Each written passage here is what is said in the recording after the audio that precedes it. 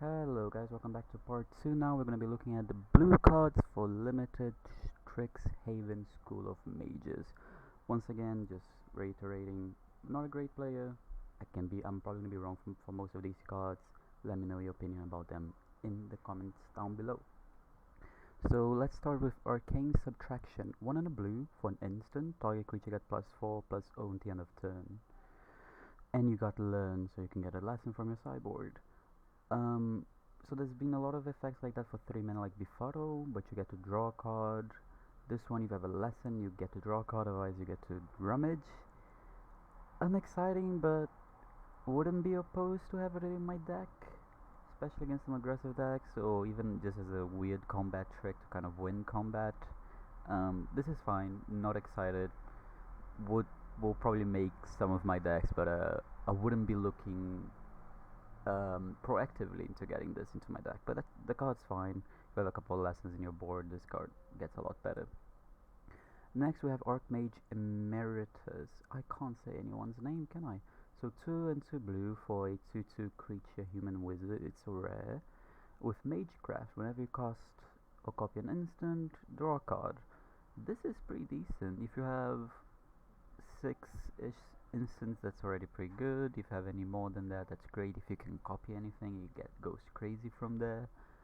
A 2/2 for 4 obviously is underwhelming, so if you don't have, I don't know what number it would be, but you gotta have at least some kind of, at least, I think at least 5 to want to play this, probably, maybe even more. It probably goes really well with Learn, since you can get a lesson from your board, and there will be another instant or sorcery to cast. This goes into a very specific deck. It won't go into your every deck, but it's fine. This one we'll leave it for when we look at green cards. Next we have a Bullrog Befuddler. Ooh, Befuddle. Creature Frog Wizard, so it's a 2/1 for 2 with Flash. That's decent. When he enters the battlefield, target creature and opponent control gets -1/-0 at the end of turn. So in the current set we have a 1/2 for 1 that gives -2/-0 with Flash as well. Switching the power and toughness is really good.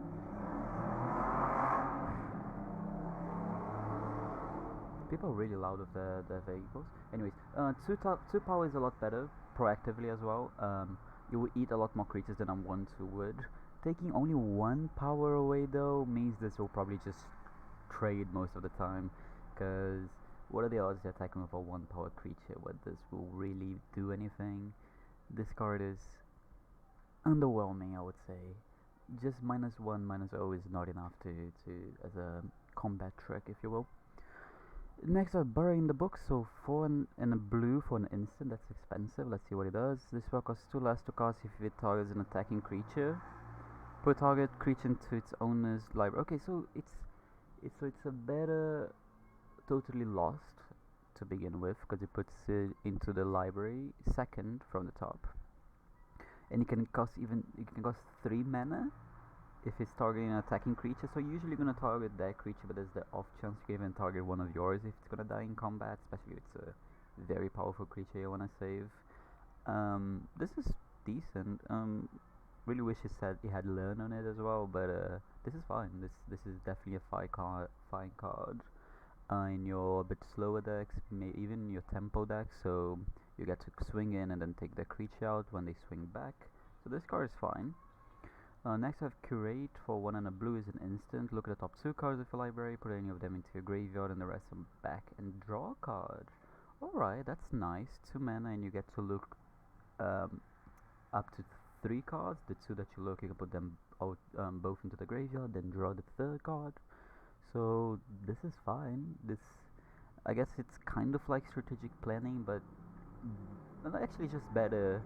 You technically look at 1 less card because you don't get to see the 3rd card until you draw it, but you also get to keep 2 of them if you want, put them on top. So it's good, especially being an instant. This is fine in your Magecraft decks. This is gonna be a fine card because it will help you get more instants and sorceries for more Magecraft triggers. This card is fine. It can even just be filler, since it cycles. This is fine. Divide by 0, 2 and a blue for an instant with return target spell permanent with mana value 1 or greater to its owner's hand, and it has Learn.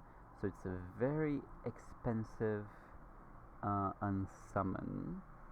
target spell. Oh, actually no, it's better. Never mind. It's like an unsubstantiate or something along those lines. You get to return a spell, which it can be very good. Can kind of mess up with their turn. Returning a permanent, opening the way for your creatures, and he has learn as well, so you can rummage or get a lesson from your sideboard. This is fine. I'm happy to play this card. 3 mana for bounce is not great without. So we've seen like Depths of Desire that gives you a treasure recently. 3 mana for bounce. We've seen the one from Guilds of Ravnica or Ravnican Allegiance. Can't remember the name right now, but 3 mana bounce and you draw a card if you cast during your main phase. But this is still fine. Having learn is basically draw a card because you're probably gonna have a lesson in your board maybe. So this is fine. Maybe I'm overestimating how many lessons you're gonna get. Maybe you won't get as many lessons. People might rate it very highly and pick it very, very early as well. But this is fine. I'll definitely be happy to play this in my deck. Dreams Tricks, 2 and a blue for 3/2 flyer. That's already great. When it becomes the target of a spell, sacrifice it. That's fine. Usually when it's going to become the target of a spell, you will usually die unless we're getting Arcane Subtraction kind of thing into it. It's a spell and not an ability, so something like Burog Befuddler wouldn't do anything to it. And when you die, you get to learn, so you either get to rummage or you get to get a lesson. This is very good. I'll definitely first pick this. A 3/2 flyer for 3 is fine. Obviously the sacrifice thing is not great, especially if you're playing against a deck with a lot of combat tricks that can target both not only their creatures but yours as well. That would be kind of upsetting, but 3/2 fire for 3, you're never gonna say no to that. Frost Trickster, so 2 and a blue for a 2/2 flyer, that's good. When you enter the battlefield, tap target creature an opponent controls, and it doesn't untap, so it's a flying frost lynx with the same power and toughness. This card is great. I'll play like 4, 5, 6 of this. Maybe I'm exaggerating a bit, but 2/2 flyer for 3, that's already super playable. That ability gives you so much tempo, and you get to swing in with all your creatures, tapping their creatures, and it has flying as well. This is great. Might be one of the better commons, especially in blue. This is very, very high pick in my opinion. I can maybe be proven wrong as the format goes on, but this looks very exciting. Ingenious Mastery, so this is the blue mastery. So X, 2 and a blue, so that's very expensive for sorcery. You can play 2 and a blue instead. Okay, so if you play 2 and a blue, you draw 3 cards, then the opponent creates 2 treasure tokens, and they scry 2. That's not good. If that cost wasn't paid, you draw X cards. So you can either pay 3 and X to draw X, which is expensive, but that will definitely be fine in limited and slower decks in draft. The 3, the kind of, oh, I got nothing else to cast, might as well cast this for the alternative cost. Drawing 3 cards is nice for 3 mana, but ramping your opponent, because if you're casting for 3, you're probably doing it early, you're gonna ramp your opponent by 2, and they're gonna scry 2. That's not good. This card is fine in your control decks and your slower tempo-ish decks, and it's gonna be very good in sealed, but try your utmost to not cast it for 3, because you do not want to ramp your opponent from 3 to 5. Or, I mean, maybe late game if you're stuck on mana and your opponent's kind of already out of gas, then it's fine, but you even give them a scry too, so yeah. I would do everything to avoid casting it for 3, but otherwise this is a fine card, especially in slower decks and in sealed. Alright, we have another flip card here. We have Jadzai, not sure on the pronunciation there. Oracle of can you just have normal names? Why can't we just have someone named Jeff or something like that? No, we gotta have weird names that I can't pronounce because I can't say words. Oracle of Arcavius, 6 and double blue. That's expensive. It's a mythic legendary creature. Probably won't matter much the legendary part. 5/5, 8 mana for a 5/5. Not great. So discard a card and then you can return it to your hand, so you can save it, but it costs you a card. And it has Magecraft. So whenever you cast your instant or source, you copy one of them. You reveal the top card of your library. If it's a non-land card, you may cast it by paying 1 rather than... Ooh! It's a land... Okay, so this is... I'm gonna say it's not very good in draft. It's very expensive. Draft does tend. I mean, I could be wrong on this format. It might tend to be a bit slower, but draft does tend lean itself to being more aggressive mid-range with less control decks. But the ability is good. Are you gonna be triggering Magecraft enough for that to matter? Are you gonna have enough good cards on your deck that paying one rather than paying that cost and drawing them normally would be good? I mean, draws your cards, so that's fine. But 8 mana for 5/5. Not too excited about this card. I mean, sealed. This is fantastic. It's a slow, grindy card, and it can protect itself. But in draft, I'm not really looking to drafting this early. Maybe if I'm deep into blue and I get it late, then I'm fine. Otherwise, I wouldn't be too keen on playing this. Backside, we have Journey to the Oracle. 2 and 2 green for sorcery. You may put any number of land cards from your hand to the battlefield. And if you control 8 or more lands, you may discard a card. If you do, return. Yeah, I don't think this side is very good. Unless your hand is literally only lands, you're probably not going to be using this. I mean, it might ramp you, but you're kind of using the card in your hand, so that's not great. This side looks more of a constructed, trying to do something stupid, some broken combo thing than anything else. Wouldn't be looking into playing this in limited. That's my opinion, though. I could be completely mistaken. Next, we have Kelpie Guy, 2 and a blue for 2/2. Creature Beast. It has tap to untap another target permanent, and you can tap to tap a target permanent, but you can only activate that if you control 8 or more lands.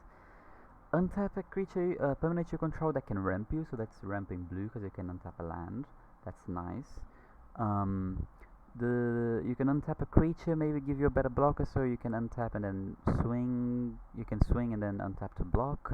Not seeing too many creatures that you want to be doing that with right now, but that's probably definitely in green you'll be able to find something like that. And the second ability is really nice, but having to control 8 or more lands, that leans more into sealed and your very slow, grindy, even maybe some rampy deck. But yeah, the first ability is really nice, but I don't think this is an early pick in my opinion. I wouldn't be unhappy to have it in my blue decks, but I would definitely not try to get it early. If I get it late, I'm happy. If I don't get it, I don't think I'll be too upset or fussed. Green card, we'll look at it when we go through the green cards. Next, we have Mentor's Guidance. 2 and a blue for a sorcery. Whenever you cast a spell, copy it if you control a Planeswalker, Cleric, Druid, Shaman, Warlock, or Wizard. So that kind of plays into the party thing, because Cleric and... Never mind, doesn't really... Cleric and Wizards, I guess. Have you seen a lot of those creature types? We've seen a lot of wizards for sure. Yeah, there's definitely a lot of wizards. Oh, I guess this fellow is a druid. Scry one and draw a card. If you're casting it and not copying it, that's not good. This is a sorcery speed 3 mana opt. If you copy it, it's a better divination, because you get to scry one, then draw one, then scry one, and draw one again. So it's not a scry 2, it's a scry 1 twice, worth noting. It is different.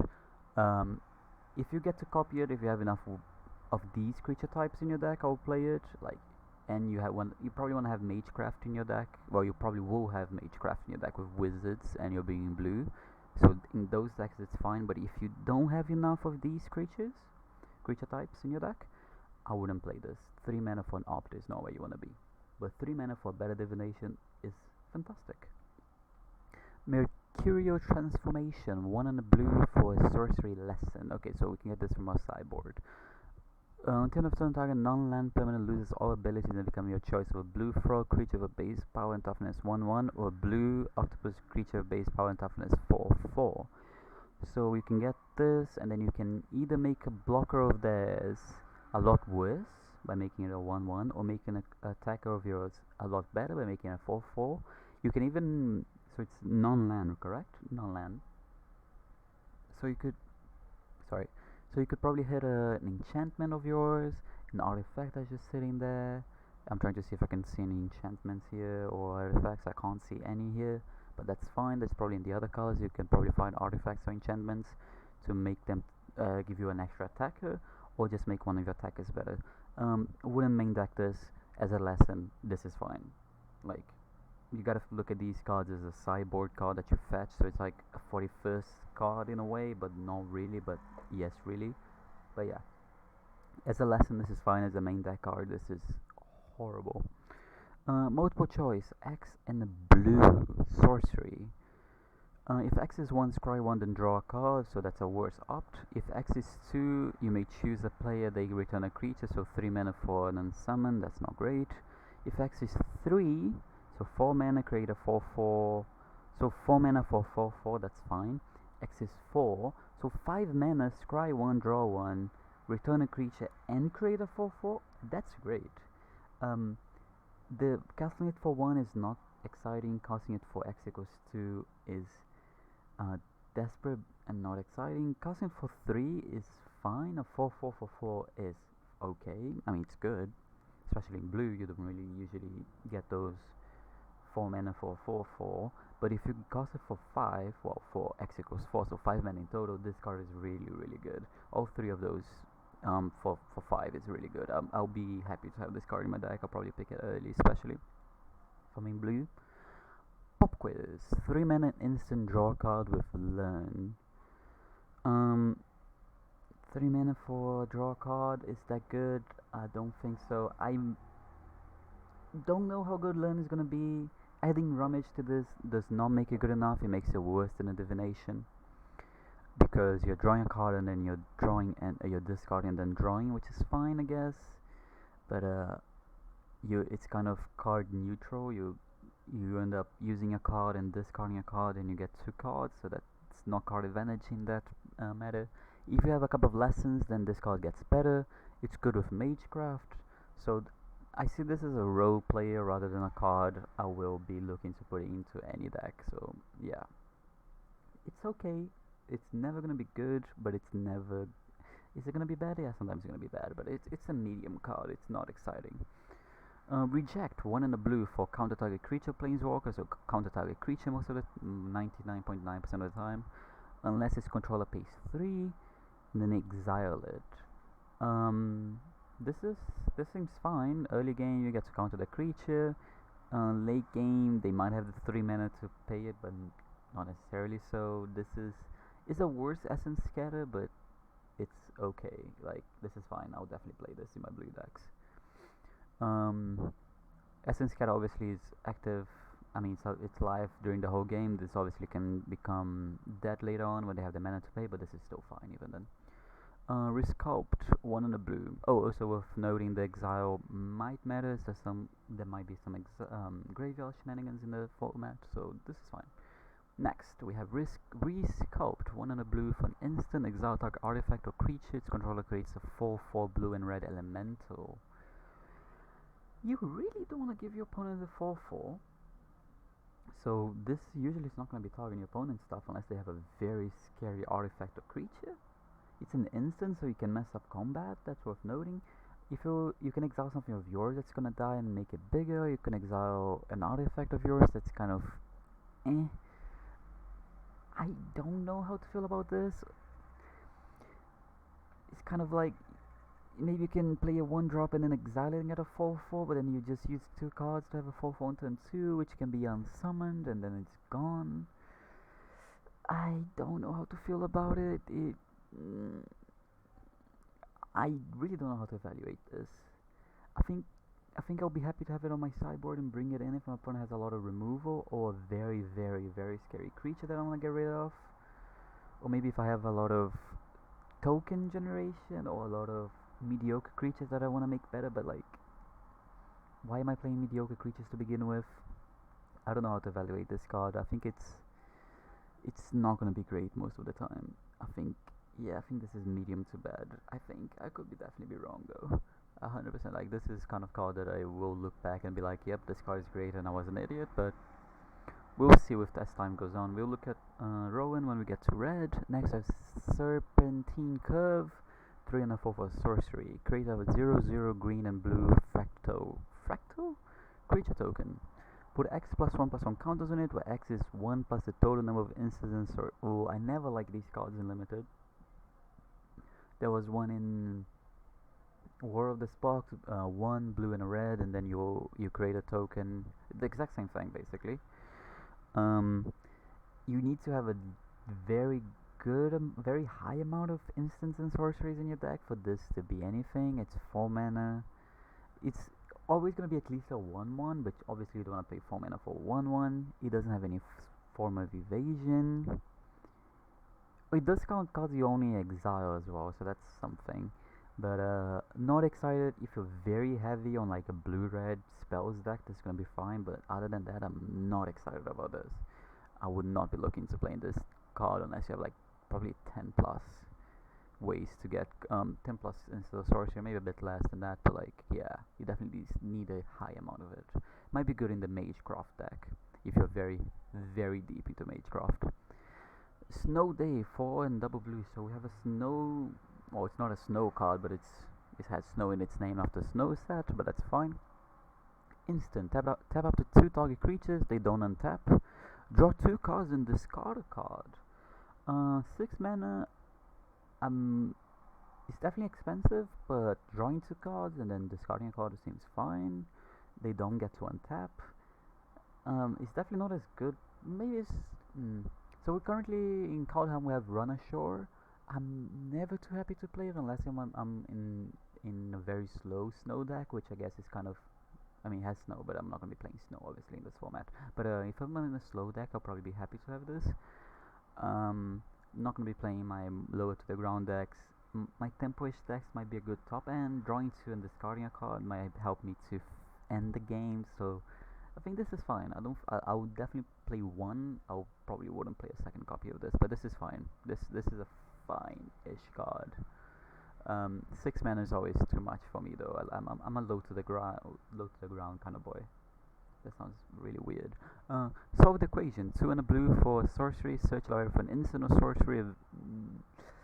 I'm never a big fan of tutors in limited unless you have a very good card or like not one very good card that can be searched, but like a couple. Because this is technically just a second copy of your best instant and sorcery in your deck. So if I have like a multiple choice or a couple of multiple choice or multiple choice and a removal spell, a couple of removals, or even an Ingenious Mastery and I'm a slower deck, you know what I mean? Like in those decks, I'll probably be happy to have that, but most of the time Solve the Equation is not making my deck. So I'm gonna have to have at least one very very good instant and sorcery that I really want to see every game, and then a couple of other ones that I wouldn't be happy to I wouldn't be super excited, but I'll be happy to see it in the game. So yeah, it needs a couple of good targets to even want to add this to my deck. Soothslayer, adapt to 1 and a blue for 1/3 with pay 2. Wasn't this a card in War of the Spark with a different name? I might be mistaken. Pay 1 and a 2 and tap, draw a card and discard a card. This is filler. You're not. I mean, it's a fine blocker, so that's fine. Drawing a card and discarding a card would be good, but paying 2 mana is very expensive. We've seen this effect before without the cost, with just tapping. But as a 23rd card, this is fine. But I would not pick this early at all. This is a kind of card you're going to see very late, I feel like. Symmetry Mage, for 1 and a blue, is a 0/2 flyer. Whenever you cast or copy a creature in a sorcery card, so Magecraft obviously, target creature you control has base power 2 until the end of turn. So, this feels more constructed to me than limited. But in limited, a 0/2 flyer is not exciting. You're gonna be able to hold back a few creatures. 1 power flyers, we've seen a handful already. If you can trigger Magecraft consistently, attacking for 2 with a flyer early on might be good, but having to trigger it every turn to be able to attack with it is not great. I think this card is passable. I don't think I would want to play this in limited. It gets stonewalled very easily. There's a lot of 1/3 flyers, and having to trigger it to even be able to do anything with it, having to cast an instant and sorcery every turn to be able to attack with it it's rough. This card is not exciting. I feel like it's a trap card. People are gonna look at this and be like, oh, it's basically a 2/2 flyer for 1, and then never gonna attack with it. So yeah, I would try to stay away with this until proven otherwise. Next we have Teachings of the Archaicus. Archaicus. We have the teachings. So it's a lesson. That's good. We can fetch it from the sideboard. So the rare lesson. Ooh. If an opponent has more cards in hand than you, draw 2 cards. Draw 3 cards instead if an opponent has at least 4. That's really nice. That's actually really nice. So at its worst, I mean, at its worst, you're not drawing anything. It's a 3 mana do nothing. But if you're playing as a slower deck or mid-range deck, or even if a low to the ground deck that can really empty your hand really fast, you can draw 2 cards. And if you're really far behind on cards in hand, or if you deployed everything and your opponent's still kind of like turning the wheels, you can draw up to 3 cards. So that's crazy good. And it's lesson, so you can get it from your sideboard, although that kind of gives you an extra card in your hand, so it makes it harder to get the second part. But this is fine. I wouldn't play in my controller decks, but I'll probably play this in my more tempo-ish based decks, especially as a lesson. I would be very happy to have this as a lesson from the sideboard with a couple of learn cards or even more in my deck. Tempted by the Auric. 1 in triple blue. You're not splashing anything in this deck kind of card. For each opponent, gain control of up to 1 target creature or planeswalker that player controls with mana value 3 or less.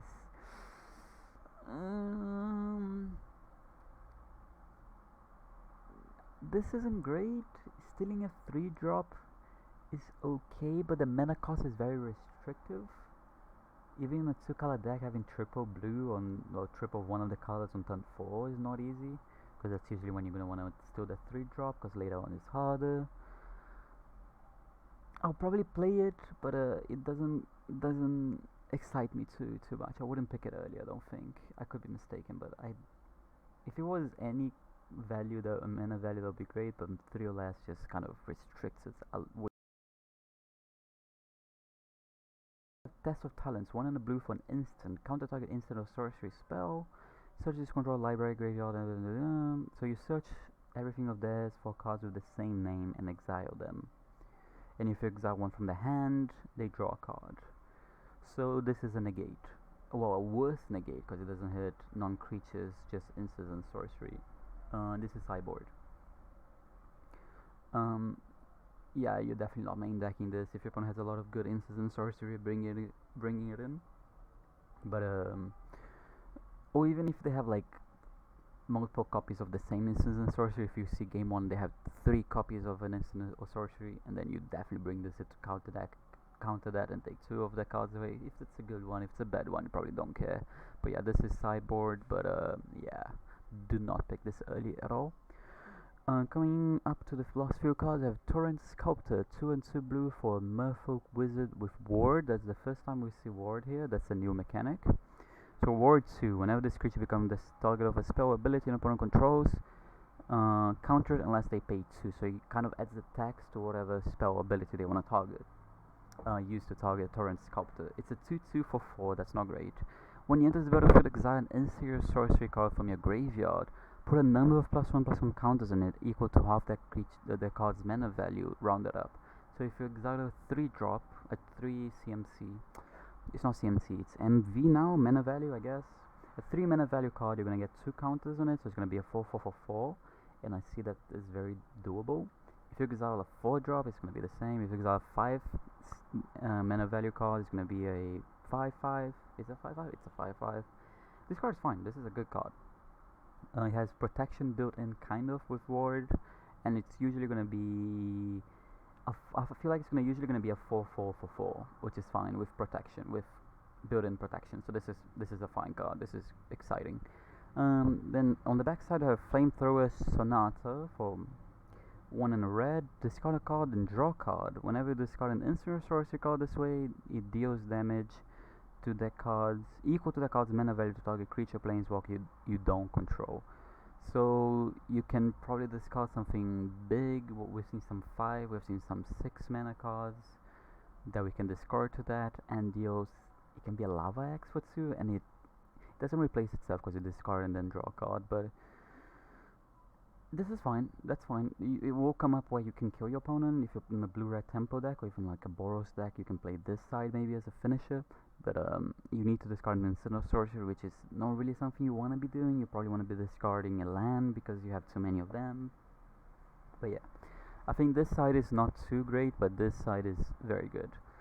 Uvilda, Dean of Perfection, 2 and a blue for another flip card.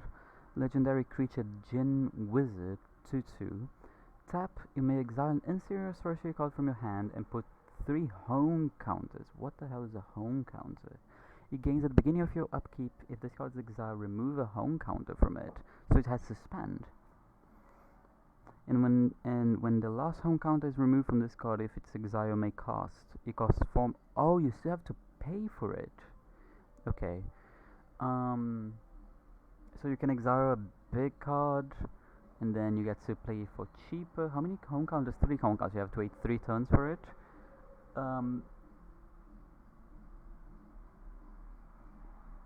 That's okay. If you have a lot of big stuff that you kind of want to be casting on your turn, it's worth noting. It's when you remove the last counter, you can cast it. So it's not something you're gonna wanna. So you don't want to do that to counter spell, for example, or something that needs a very specific target. But if like something Ingenious Mastery, if you get to cast it for 4 less, that's very good. Not so excited about this, to be honest. That's okay, not great. I would play it, but I wouldn't pick it early. On the back side, I have a Nasari, Dean of Expression, 3 and double red for legendary creature Ifrit Shaman, 4/4, so 5 mana for 4/4. At the beginning of your upkeep, exile the top card of each opponent's library until end of turn. You may cast spells from among those exiled cards, and you may spend mana as though they were mana. Okay, so that's good. So you get to steal cards from your opponents, and you can cast them with any mana, so that's good. Whenever you cast a spell from exile, put a count. So it gets bigger. I really like this side. This side is very good. So it's a 5 mana card with value. But that's not the word I was looking for. But you get to steal cards from your opponent. Obviously, if you hit a land, like you don't get to cast it, but that's fine. If you hit any spell, you get to make it bigger. So yeah, this backside is a lot more exciting than the front side. I would definitely be looking to playing the necessary side and the Uvilda side. So I would pick this card early for the necessary side of it. Next we have Vortex Runner, 2 and a blue for 2/3. Human Wizard. As long as you control 8 or more lands, it becomes a 3/3 unblockable. So early, a 2/3 for 3 is underwhelming. It's gonna maybe hold a few of the creatures back, trade with a handful of 3 drops and things like that. But late game, in sealed especially, where the games are slower and the board gets clogged very easily, this can end the board stall very easily. Hitting for 3 unblockable, that's a especially because you're gonna have damage dealt prior to that. So this is a good way to end the game.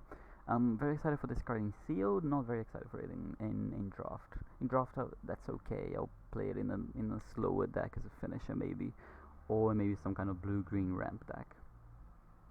Next we have Waterfall Aerialist, so 3 and a blue for a flyer, but only a 3/1 flyer. A 3/1 flyer is not exciting in this format. We've seen a lot of 1-powered flyers for cheap. This is going to be trading with a lot of small stuff.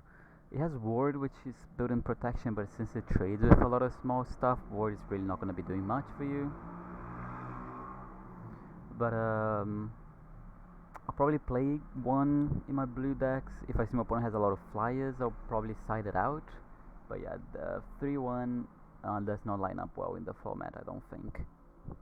And last of the blue cards, we've been going for just over 30 minutes now. We have Wormhole Serpent for 5 mana. You have a 3/5. Target creature can't be blocked this turn. Very, very good sealed card. It's gonna help you end board stalls. It holds your opponent's creatures back quite well with that 5 toughness. It's probably gonna be fine as a top end in limited, but a 3/5 obviously doesn't attack too well itself, but it can help your other creatures to go through, especially in a green deck. You can have some Fatsy that you can send through.